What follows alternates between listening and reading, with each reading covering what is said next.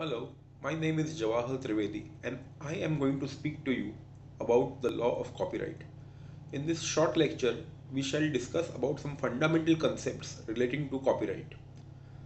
First of all, it is interesting to note that the word copyright itself is a misnomer. This is because it gives the impression that copyright is one single right. In fact, you would be surprised to know that copyright comprises of several different rights. Copyright is a bundle of rights that vests in the author of an original work.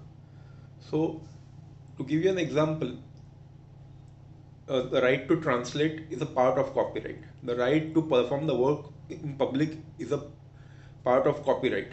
The right to adapt the work is also a part of copyright. So, copyright is not just one single right, but it is a bundle of rights. The second and the most important aspect about copyright is that copyright is a statutory right. What do I mean by this? When you talk about statutory rights, it means that the right has to be recognized by law. Your rights under the copyright law cannot extend to more than what is permitted under the law. So, to give you a simple example, there is a term prescribed for copyright.